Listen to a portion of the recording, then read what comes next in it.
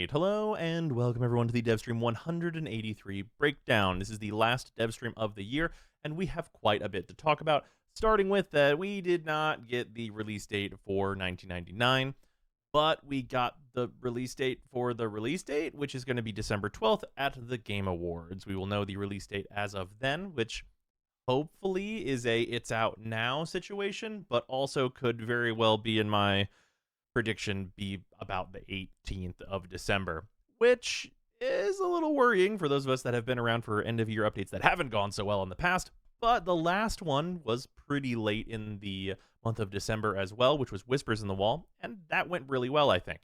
So remains to be seen exactly when that's going to be out, but we are getting a little bit later on, so time for patches is going to be short.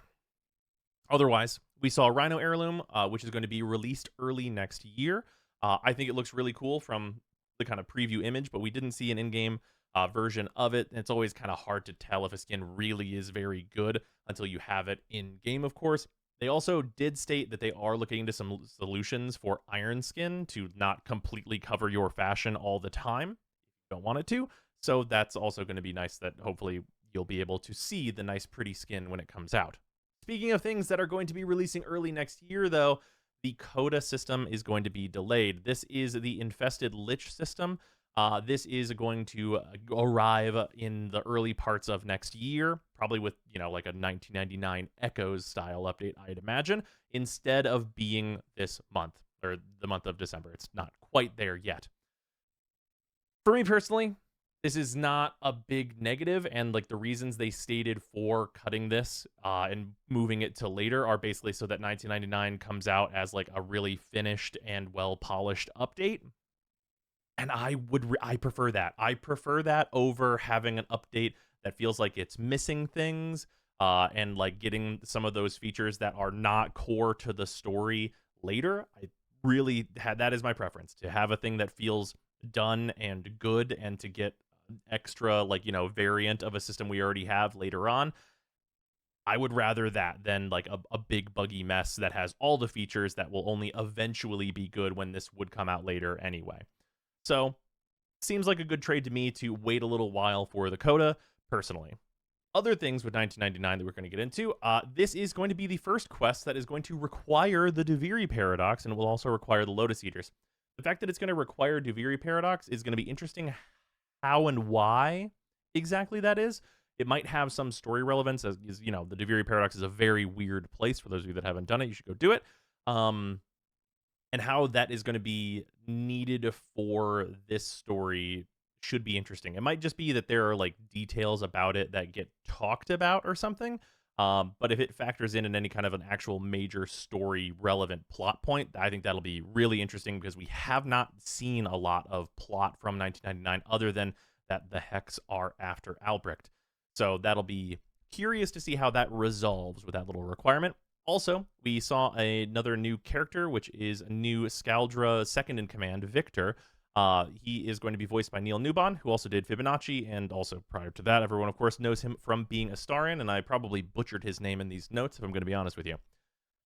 With that, that's kind of all we got for the Scaldra. Like, we saw a couple enemies and stuff, but nothing that we, didn't really kind of understand about them already. They have tanks and stuff. They're like a very militarized, toxin-based faction.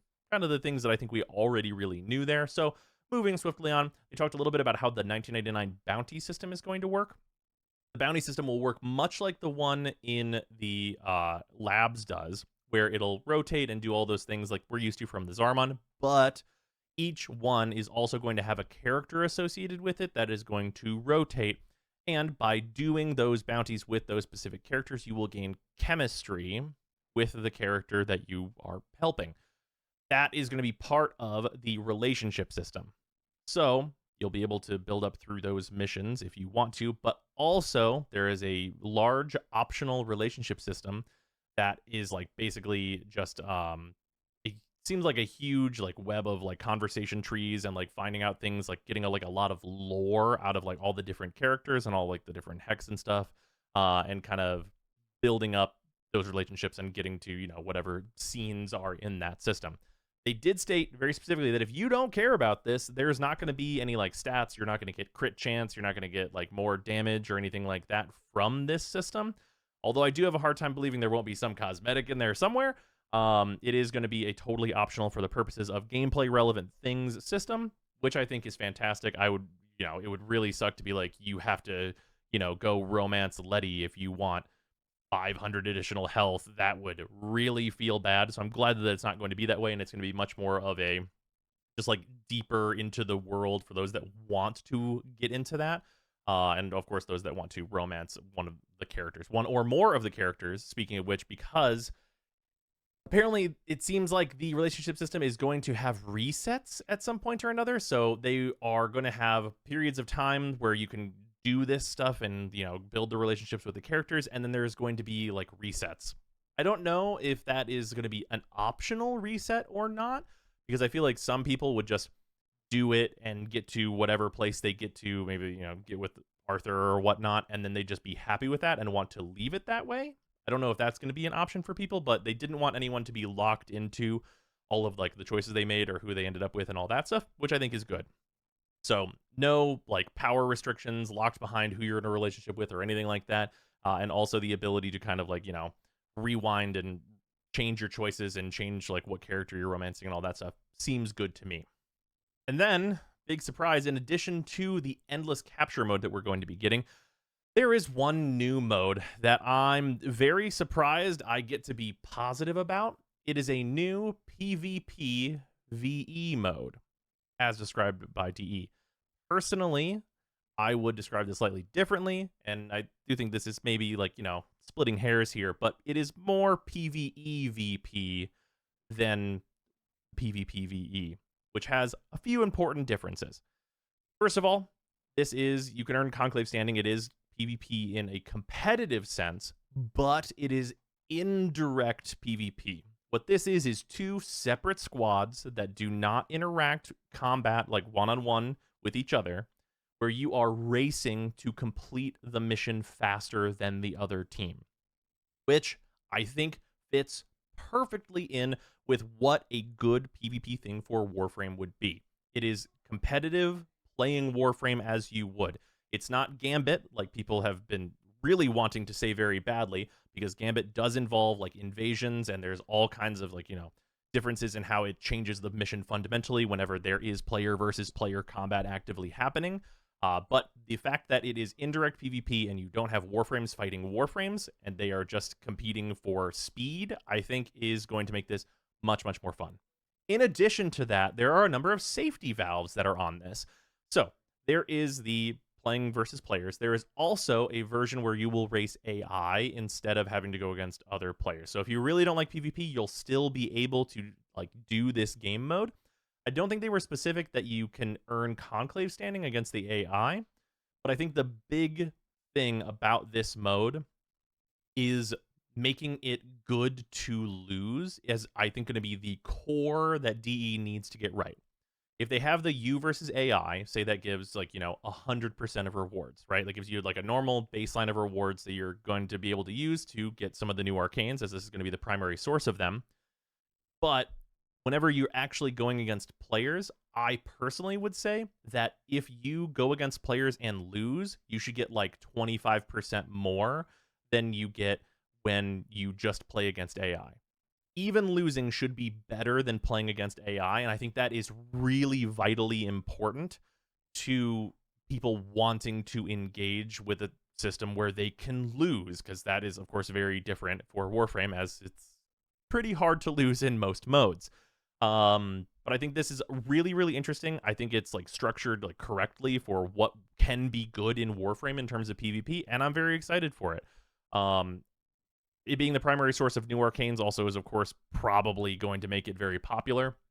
And we know that teams who win get Vosper, which I think is like a low stakes reward. That still is nice to receive. So if we're looking at PvP mode is just more rewarding for both winners and losers than the players versus AI version of the mode, and winning teams get some Vosper,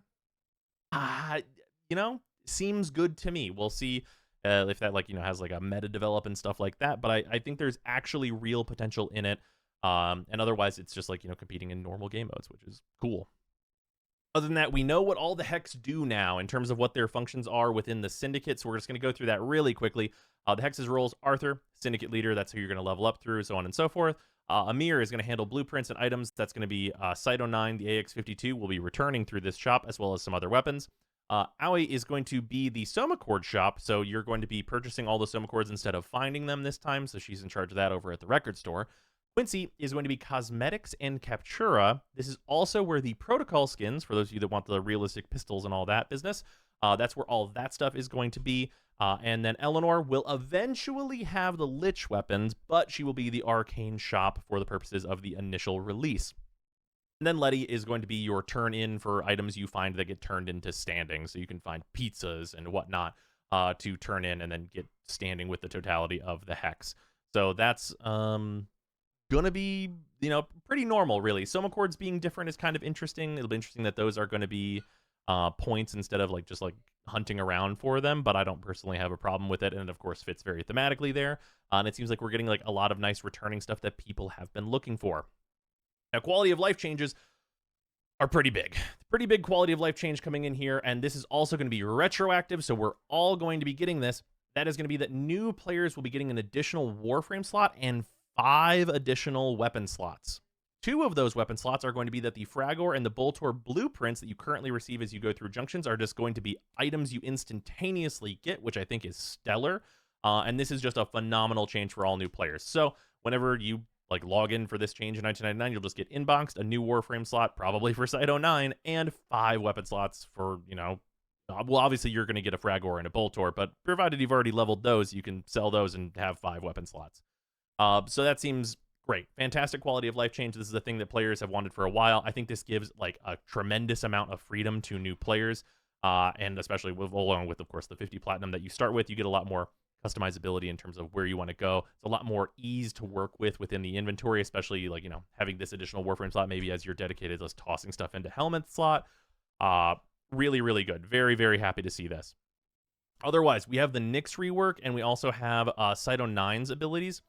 To talk about cyte 09's abilities really quickly, we did see these drop early on the site, but I just want to talk about how they looked because they did go pretty deep and show them off. So, cyte 09's 1 drops a tower that marks all the enemies through walls in a pretty reasonable area, considering they showed this off with no range upgrades, and it lets you shoot through walls. It gives you huge amounts of punch through, so it effectively lets you see everyone through walls and then just wall bang dudes.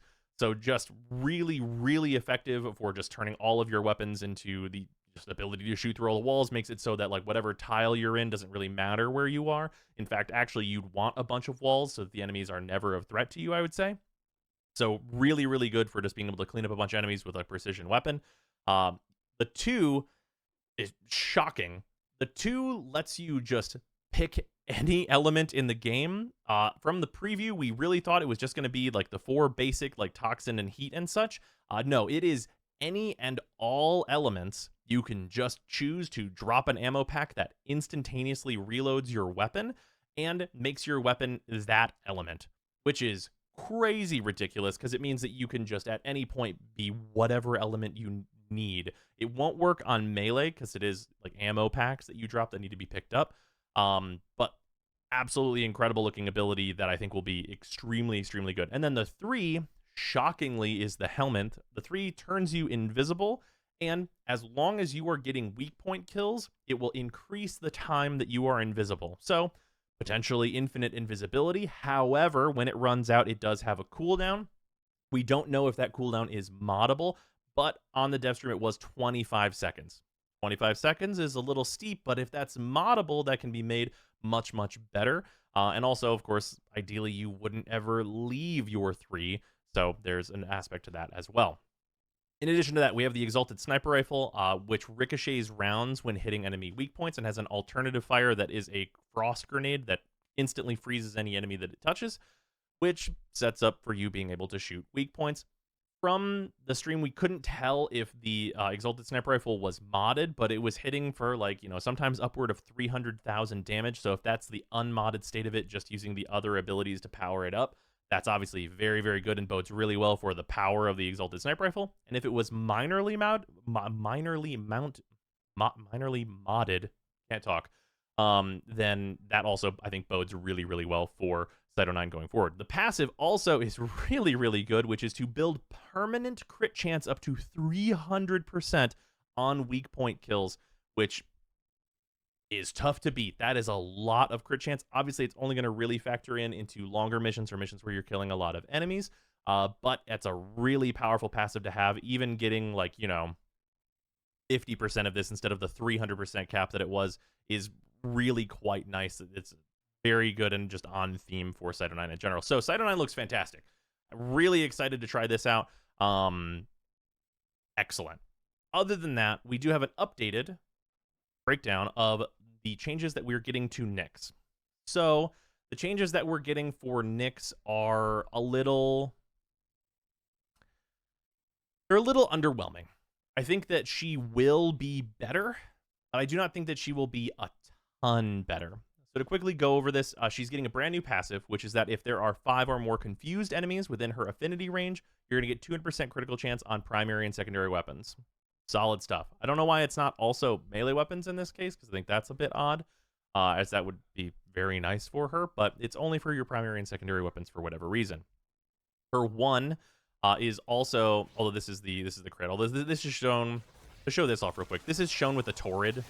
So for me personally, against level 140 enemies, I'm learning nothing from this clip because it's the Torrid. So no real information to be gleaned from this. And then mind control is basically just getting like kind of like a small quality of life improvement, which is that the enemy that you mind control is going to be much more aggressive, and seems okay. You can build up that damage. That damage is going to be shown to you now with a new UI element.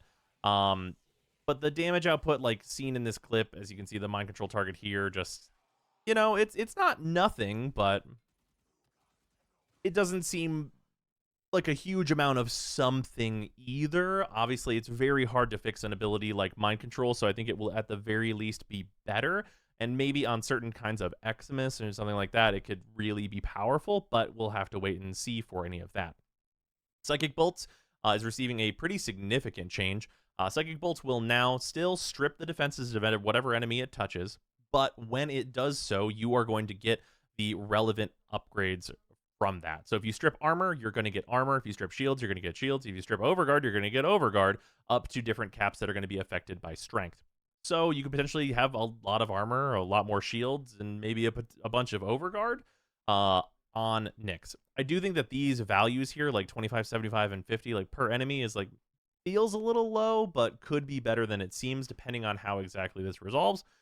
In addition to that, enemies that are affected by Psychic Bolts that die will spawn 2 new Psychic Bolts to go hunt down enemies, which makes this ability able to cascade, which is a very effective positive. So pretty interesting. I think this is going to be pretty good overall. Pacifying Bolts is going to apply a stack of radiation upon hit, which obviously synergizes with the passive, but I don't think I'm likely to install an augment just for this very minor effect. With that, we also have Chaos. Chaos is really unchanged, and honestly, in some cases, I would consider this to be kind of a nerf. Chaos is no longer that kind of weird fake radiation. It now is going to just apply 10 stacks of radiation to everybody, which applies that confusion effect that makes them deal more damage to each other. I wish there was more on Chaos. I really wish there was just a little bit more, like maybe like a 40% damage vulnerability on enemies, maybe letting Nyx for the duration of Chaos get access to the 100% damage bonus on the enemies that have the radiation stacks. Just like a little bit more, just a little bit of a push on Chaos, I think could have really gone a long way. But it's pretty much just exactly what it was, although it's been consistencyed a bit, I suppose, with kind of the way the game works. Then we have Absorb, obviously kind of the best ability that Nyx has. Absorb is being changed pretty significantly. It is going to now be a duration-based ability where you're going to turn it on, and at a baseline, Nyx will be able to move. You'll be able to just float around. You'll actually be able to fly and hover away. And that's interesting. It also is being changed so that not only do you getting shot at charge it up, but also if anything you're mind controlled or anything under the effects of radiation that shoots other enemies will also charge it up. So it should be much easier to charge this up, which is better at the very least, but not something I have a huge amount of confidence in. And then additionally, the Not being a channeled ability means that the drain 8 energy per 1,000 damage absorb mechanic is gone, which bodes really, really well for her augment. And just in general for not instantly losing her entire energy pool whenever she uses her 4. That being gone is just absolutely stellar. And then in addition to that, for every 5,000 damage that she does absorb, Nyx will be invulnerable for 1 second after absorb ends, up to a cap. We don't know exactly what that cap is. Hopefully that cap is something like 10 seconds or so, maybe moddable. I think that would be very good and, you know, help her out a lot to not just have to be in absorb all the time, even if she's not using her augment. I think that'd be pretty interesting to have. And then the weapon damage cap to the ability stats for visibility, as if you charge it up enough, you do get weapon damage, which is a thing that I had entirely forgotten because it hasn't been relevant in ages. In addition, the assimilate augment will retain having infinite duration. So you'll just turn it on and it will go. It will be an energy drain, but the energy drain for absorbing damage is gone, so it instead just will have a little bit more of an energy drain than it did before, which I personally think is absolutely great. We love consistency. So everything about assimilate and that playstyle will just be the same, except just better because you can't suddenly have your energy go kaput at the drop of a hat, which I think is great. So overall, definitely better. Definitely better all the way up and down. Psychic Bolts is better. Her 4 is better. The assimilate playstyle is better. Chaos is arguably worse in some cases, but not most cases. And then Mind Control is at the very least more clear and going to be a little bit more effective. So an overall just like rising of Nyx, but I don't know if it's enough of a rise to make the biggest difference in the world. I think people that played Nyx will be happy with these changes. I think it will be positive overall, but I don't think it's going to be as like, you know, kind of the upheaval of just how much better Nova was just recently made, for example. So yeah, that's what's going on with the Devstream 183. Overall, good stuff. Hopefully 1999 just launches clean and we can all have a stellar time with it over the holidays. But with that launch date getting a little further and further away, it does worry me. But yeah, that's going to do it for the Devstream 183 breakdown. Hopefully y'all enjoyed the video, and I will see you tomorrow. Let me know in the comments, by the way, if you still feel negatively about cyte 09, if you did, because for me personally, I thought that his abilities on paper seemed really good, and especially after looking at it, I was like, this seems extremely solid. So if your mind was changed on that, I'd be interested to know like what changed it, because I was already feeling pretty good about it. Yeah, let me know. All right. Hey, turns out you have to record these more often than I have been. My huge apologies, but thank you very much to all of the patrons who have been sticking with. It is very much appreciated because things got weird during the streamathon. But thank you to Athean, Angel SPM, Arbiter Daydream, Barkus, Benuven, Plotomatic, Brutus Salazar, Canolathra, Dylan Dworsky, Athrain, James Harsthorn, Josh, Bluzanth, Mikokel, Minty Ginja, Michta, Nerve, Ruby, Sanyu, Skur, Sharp247, The Coupon of Death, Waifu Wars, Zeraphir, Alex Barnum, Club World 3, JC4 Science, and World01, and of course all of the other $5 and $2 patrons. It is extremely appreciated. I'll try and keep this more updated now that the 4 months of Streamathon is over. Good lord. But yeah, lots more guides happening. I think I'm going to be looking to get the site guides like kind of done for at least the CPR, and that's kind of the plan going forward if you're curious on updates for the channel.